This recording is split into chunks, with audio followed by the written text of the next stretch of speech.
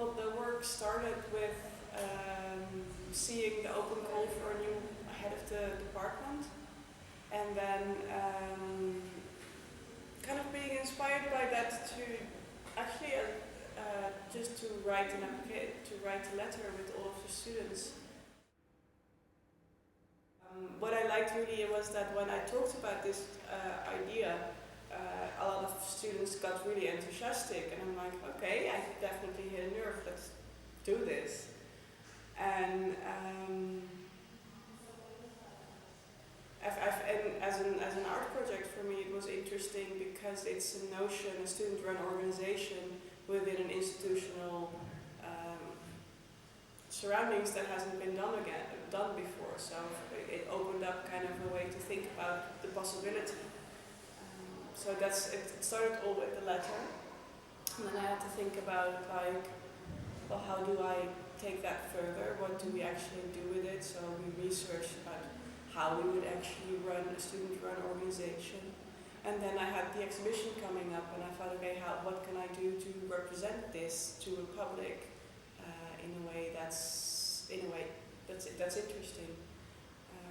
So then I kind of decided just to make a research lab here, a place here where we as students could come and talk about and meet about what we actually want for the master's program, but also at the same time it could serve as a platform for people to think about what a student-run organization actually would be.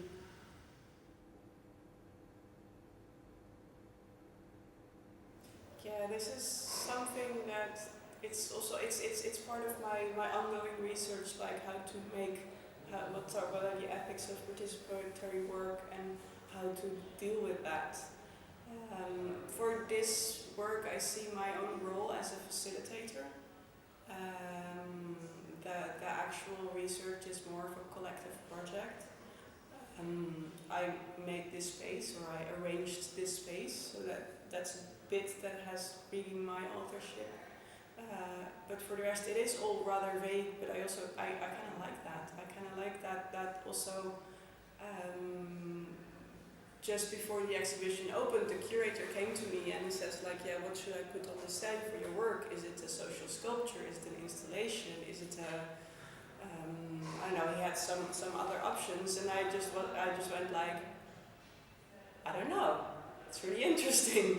Just put the title, and I have to think about this, because I think, yeah, it is part an installation, it is part a social sculpture, but it's also very interconnected, and therefore, I can't really put a label on it like that, but I kind of like that, because I think in this way, because I cannot name it yet, I might be able to come up with some new vocabulary for it.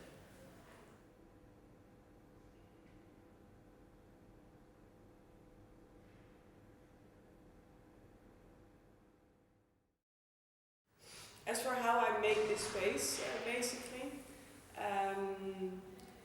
I did it very intuitively. That's kind of the way I work when I'm making things. Reflecting for me is something different. Like, of course, there is a sort of reflecting always going on in the back of my head, but not something I can really talk about. So I was very sure I wanted a self-built oval table.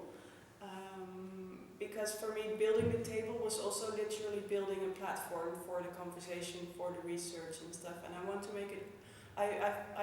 First I thought about making it round, but something in me, something just said like it had to be oval. And then if I think now about how the project develops, it really makes a lot of sense. And since I was setting it up as a research lab, I liked playing with it to make it really kind of like an office, really. I also call it, like, when we have a meeting here, I say we're having a meeting in my office. And then at the same time, because it is a place for research, I wanted part of it to be very flexible, so that's why I used all this static paper whiteboard things, so it can, like, maybe if you come here tomorrow, it might be something else on the wall, because we've had another meeting and the notes for that meeting are up.